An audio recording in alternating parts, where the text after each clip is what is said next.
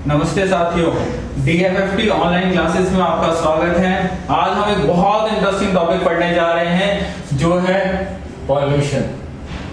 ये इंटरेस्टिंग इसलिए है क्योंकि आप सारे लोग इसी से ग्रस्त हैं और आजकल यही सारी चीजें चल रही हैं। ठीक है, ओके, ध्यान से सुनो। इसके बारे में बात करेंगे कि ये क्या है, साइंस में कौन कौन से क्वेश्चन इससे रिलेटेड है, कौन से क्वेश्चन पूछे गए हैं, ये सारी बातें हम इसमें करेंगे या फिर कौन से क्वेश्चन पूछे जाएंगे और इसमें करंट अफेयर से रिलेटेड क्या टॉपिक है हम इसके बारे में बात करेंगे। क्लियर हो गई बात? ओके, अब ध्यान से सुनो। तुम्हारे आसपास एक हवा है, एयर है, सीधी सी बात है, वो पॉल्यूटेड कब होती है? मैं किस गैस को या फिर किस एयर को, ठीक है ध्यान से सुनो, किस हवा को मैं पॉल्यूटेड एयर बोलूंगा? समझ में ना? आप बोलते हो कि यार ये हवा साफ है, ये बहुत अच्छे साफ हवा है, ठीक है, या फिर आजकल एक नया कंसेप्ट आया है एयर प्यूरिफायर। ठीक है, तो सवाल ये है कि वो हवा में से कौन सी चीज को निकाल देता है जिसकी वजह से हवा साफ हो जाती है? Air purifier. कभी सोचा इस बारे में? ठीक है, कि कौन सी चीज है जो हवा को पॉल्यूटेड करती है? ठीक है, पानी को तुम बोलते हो हाँ ये किसका काला कलर है, दैट इज गंदा, ये गंदा हो गया पानी, ठीक है, इसके अंदर ये मेटल मिले हुए हैं। अगर तुम बारीकी में जाओगे, हैवी मेटल मिले हुए हैं, तो तुम इसको बोलोगे कि ये पानी गंदा है। शॉर्ट सवाल ये है, पॉल्यूशन के अंदर या फिर एयर पॉल्यूशन की अगर मैं बात करूं तो उसके अंदर हवा में कौन कौन सी चीजें ऐसी होती हैं जो मिल जाती हैं जिसकी वजह से पॉल्यूशन क्रिएट होता है? ध्यान से सुनो। मेन चीज है जिसके ऊपर सारा काम चल रहा है आजकल, वो है आपका PM 2.5 एंड PM 10। ठीक है, एसएससी वालों ने एक सवाल पूछा था, PM का फुल फॉर्म पूछा था, पर्टिकुलेट मैटर। ठीक है, याद रखना, पर्टिकुलेट मैटर है। ठीक है, ये होता क्या है? ध्यान से सुनो। पर्टिकुलेट मैटर ये होता है, देखो तुम लोग है ना कभी आग जलाते हो, ठीक है, तुमने आग जलाई तो तुम देखते हो कि कुछ देर बाद उस आग के चारों तरफ ना जब आग बुझ जाती है तो फर्श पर बहुत कुछ ना बारीक छोटे छोटे ब्लैक कलर के डॉट से पड़े रहते हैं। एक लेयर सी बन जाती है। आज के दिनों में भी दिल्ली में बहुत ज्यादा प्रदूषण हो रहा है, तो तुम देखते होंगे बाहर का तुम कपड़ा भी डाल दो तो थोड़ी देर बाद उससे काली कलर की एक लाइन सी बन जाती है।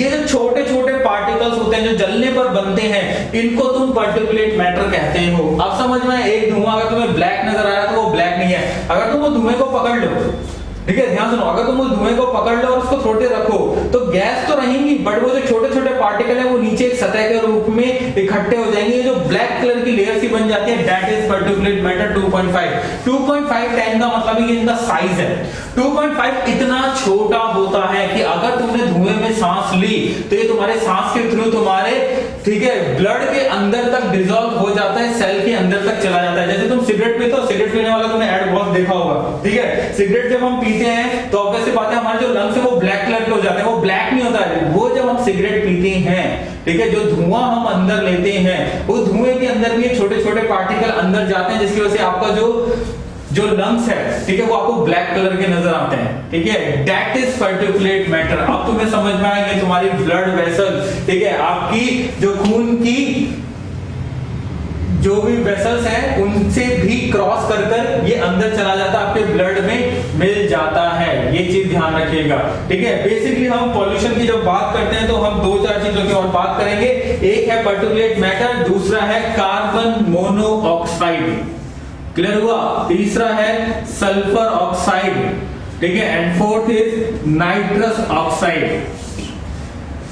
अगर मैं कहूं एयर पॉल्यूशन तो मैं इनकी बात कर रहा हूं, समझ में आया? ठीक है, तुम लोग है ना अपनी गाड़ियों का एक पॉल्यूशन बनता होगा, तुम्हारे घर में स्कूटी, कार या कुछ भी है तो तुमने देखा होगा एक येलो कलर का कागज बनता है जिसको हम पॉल्यूशन सर्टिफिकेट बोलते हैं। और अगर तुम्हारे पास ये नहीं है तो तुम पर, ठीक है, फाइन लगता है, अच्छा खासा फाइन लगता है, शायद 5-10 हजार का कर रखा है इन्होंने फाइन। ठीक है, तो इस समय फाइन लगता है दिल्ली गवर्नमेंट के अंदर, तो अगर आपके पास पॉल्यूशन सर्टिफिकेट नहीं है आपकी गाड़ी का। ठीक है, अब ध्यान से सुनो, कभी आपने उस पॉल्यूशन सर्टिफिकेट को खोल के देखा है उसके अंदर कौन कौन सी गैस होती है? इसका मतलब आपकी गाड़ी के साइलेंसर जो होता है उसके अंदर एक सिरिंज सी होती है, वो से डालते हैं, वो इन चीजों को नापती है। अगर आपकी गाड़ी ये फेंक रही है तो इसका मतलब आपकी गाड़ी पॉल्यूटेड है, आपकी गाड़ी पॉल्यूशन फैला रही है, आपकी गाड़ी ठीक नहीं है। समझ में आया? तो जब भी मैं पॉल्यूशन, एयर पॉल्यूशन की बात करूंगा तो मैं इनकी बात करूंगा। याद रहे, एक वर्ड मैं तुम्हें बताता हूं, अगर मैं तुमसे एक सिंपल सवाल पूछ लूं कि इनमें से क्या ये भी है? कार्बन डाइऑक्साइड तुमने बहुत सुना होगा, ध्यान से सुनो, कार्बन डाइऑक्साइड पॉल्यूशन से रिलेटेड कोई काम नहीं करती है।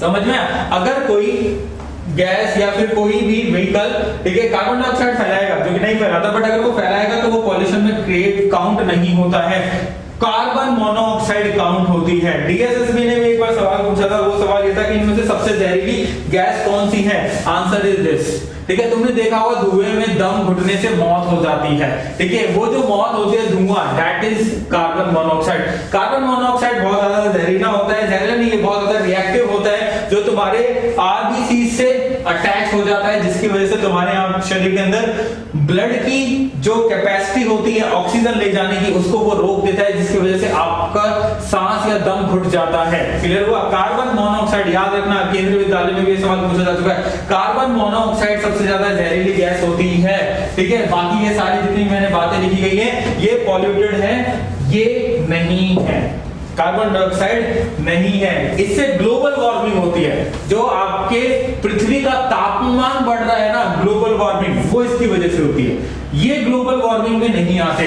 और लेटेस्ट करंट अफेयर सुनो, पूरे दुनिया में, पूरे विश्व में सबसे वो देश जो सबसे ज्यादा सल्फर ऑक्साइड फैलाता है, ठीक है, जो एमिट करता है, उत्सर्जन जिसको बोलते हैं, सबसे ज्यादा SO2, ठीक है, या फिर सल्फर ऑक्साइड, इसे बनाने वाला देश कौन सा है? ध्यान से सुनो, इंडिया। हम नंबर 1 हैं पूरे दुनिया में। ये लेटेस्ट करंट अफेयर्स है, याद रखना, पूरे दुनिया में सबसे ज्यादा, क्लियर हुआ, सबसे ज्यादा जो एमिट करता है सल्फर ऑक्साइड वो कौन है? Answer is India. क्लियर हुआ, ये नंबर 1 पे जा चुका है। तो अब तुम उम्मीद कर सकते हो कि जब भी पॉल्यूशन वाली कोई लिस्ट आती है पूरे दुनिया की, इसमें इंडिया नंबर 1 क्यों होता है, या फिर इंडिया की जो सिटीज होती हैं वो नंबर 1 क्यों होता है? क्योंकि हम धीरे धीरे पॉल्यूशन की राह पर आगे बढ़ते जा रहे हैं। क्लियर हो गया? ठीक है, तो क्या, ध्यान से सुनो।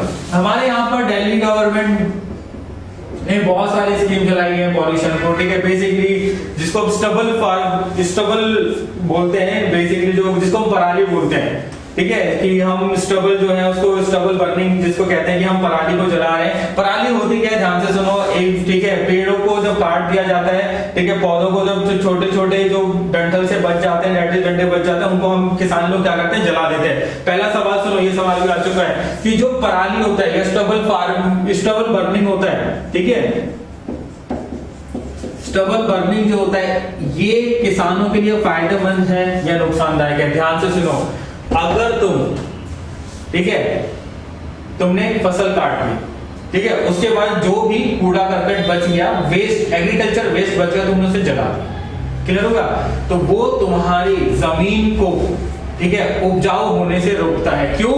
क्योंकि जब आप, ध्यान से सुनना इसका रीजन, स्टबल फार्मिंग से, ठीक है, ये जो स्टबल बर्निंग है, इससे आपकी जो जमीन है वो उपजाऊ नहीं होती है। ये वर्ड याद रखना, ठीक है। सब लोग सोचते हैं कि हम राख डाल देंगे, ये सब कर देंगे, ये उपजाऊ हो जाएगी, नहीं, ऐसा नहीं है, ठीक है। क्या होता है, जब आप इसे जलाते हैं, ठीक है, तो जमीन की जो ऊपर वाली लेयर होती है वो गर्म हो जाती है, और उसकी वजह से उसमें से नाइट्रोजन निकल जाती है, और नाइट्रोजन उसको, जमीन को बहुत ज्यादा जरूरी होती है फसल को ग्रोथ करने के लिए। अब उसमें नाइट्रोजन नहीं है, इसका मतलब आपकी जो भी फर्टिलिटी है आपके जमीन की वो गिर जाएगी। क्लियर होगा? इसलिए स्टबल जो बर्निंग है वो अच्छी नहीं होती है, ये वर्ड याद रखिएगा। ओके, दिल्ली गवर्नमेंट ने अभी रिसेंटली एक इनिशिएटिव उठाया, that is clean air initiative. अगर आपसे पूछा जाए क्लीन एयर इनिशिएटिव ये किससे रिलेटेड है? Answer is Delhi clean air initiative. Clear हो गया? अब इसके अंदर क्या, इसके अंदर बेसिकली नॉर्मल एक चीज आएगी, ध्यान से सुनना, दैट इज ग्रैप। तुमसे ये सवाल पूछा जाएगा, ठीक है, ग्रैप किससे रिलेटेड है? ठीक है, इसको कहते हैं ग्रेडेड रिस्पॉन्स एक्शन प्लान। ये सिर्फ दिल्ली और एनसीआर के इलाकों से रिलेटेड है, याद रहिए, पूरे इंडिया में नहीं है। ये एप्लीकेबल कहां होता है? Only Delhi and NCR. Grab क्या है? Graded response action plan. इसके तहत एयर क्वालिटी को सुधारने के लिए नए नए तरीके ढूंढे जाएंगे, नए नए एक्शन प्लान दिए जाएंगे ताकि यहाँ की हवा शुद्ध हो सके। इसका मतलब वो स्कीम जो हवा को साफ करने के लिए बनाई गई है, that is grab, graded response action plan, only for Delhi and NCR. ये याद रखिएगा। क्लियर हुआ? ओके, देखो मैंने जब क्लास स्टार्ट करी तो मैंने तुम्हें एक वर्ड बोला था एयर प्यूरिफायर, क्लियर हुआ? एयर प्यूरिफायर बेसिकली किस चीज को साफ करते हैं, ध्यान से सुनो, ये यही चीज साफ करते हैं, PM 2.5 एंड PM 10, ठीक है? ये बेसिकली मेन चीज होती है। अगर आप ये निकाल देते हैं, ठीक है, अपने एयर में से, तो आपकी एयर जो है वो बेसिकली क्लीन हो जाती है।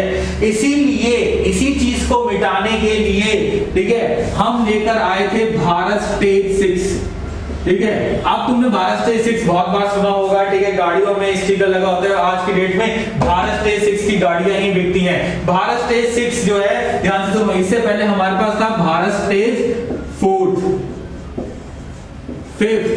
5th आया ही नहीं, सीधा हम लेकर आए भारत स्टेज 6 लेकर आए। क्लियर हो गया? इंडिया में आज की डेट में जितनी भी गाड़ियां बिकती हैं वो किस मानक पर चलती हैं? भारत स्टेज 6। भारत स्टेज 6 क्या है, ध्यान से सुनो। भारत स्टेज 4 क्या है?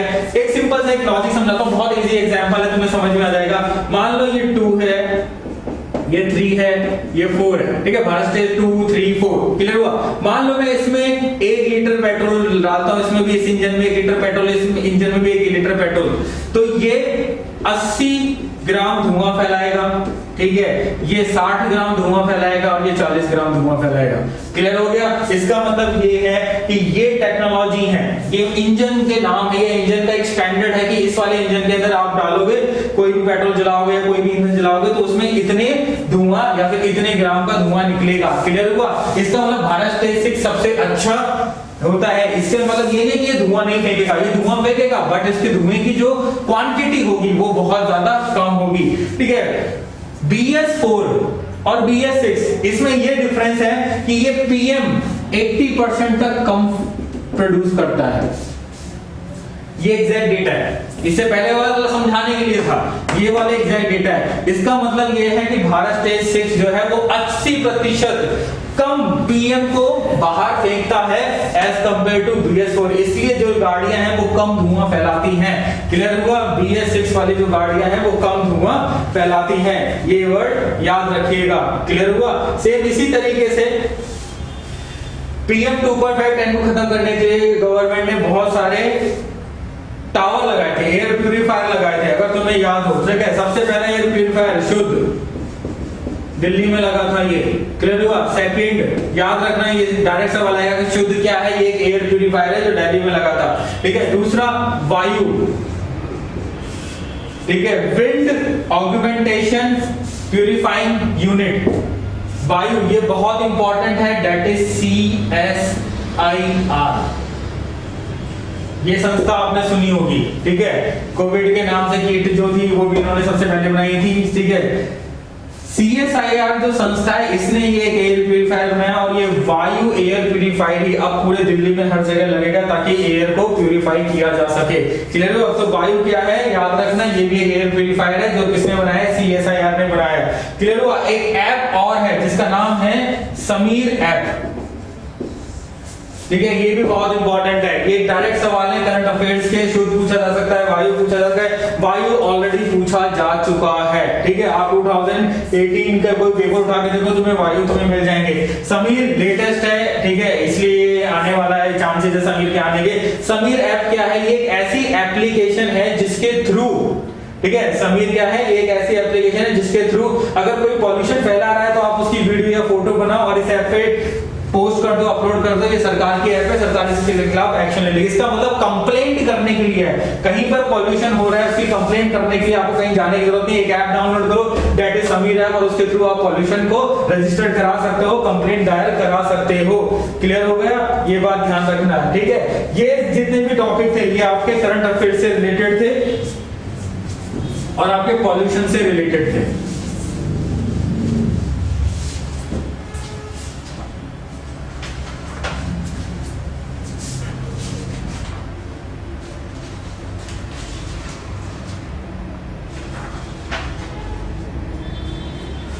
ओके, अब ध्यान से सुनो। पॉल्यूशन को कम करने के लिए हम पहले लेके आए CNG, ठीक है, पेट्रोल डीजल, ठीक है, फिर CNG लेकर आ रहे हैं। ठीक है? अब हम क्या लेकर आ रहे हैं? हाइड्रोजन।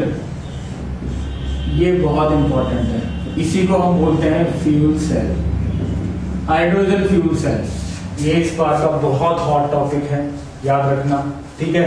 दिल्ली में सबसे पहले हम लेकर आए हैं HCNG, ये दिल्ली में, ठीक है। अगर HCNG से रिलेटेड कोई सवाल आएगा, HCNG एक फ्यूल होता है, हाइड्रोजन कंप्रेस्ड नेचुरल गैस, ठीक है। ये CNG की जगह ये आएगी, ये और भी ज्यादा अच्छी है, क्लियर हुआ। हाइड्रोजन फ्यूल सेल, ठीक है, इसके बारे में बात करेंगे, ठीक है। देखो ध्यान से सुनो, आजकल ना तुम देख रहे होंगे हमारे यहाँ पे ऑटोमोबाइल जितनी भी ये गाड़ियां बन रही है, उसमें आजकल एक फैंटास्टिक वर्ड यूज किया जा रहा है कि बैटरी से चलने वाली गाड़ियां। बैटरी से चलने वाली गाड़ियों के बारे में बहुत डिमांड है, बहुत यूज है, ठीक है। इसके बारे में एक इंपॉर्टेंट सवाल है, याद रखना, फेम।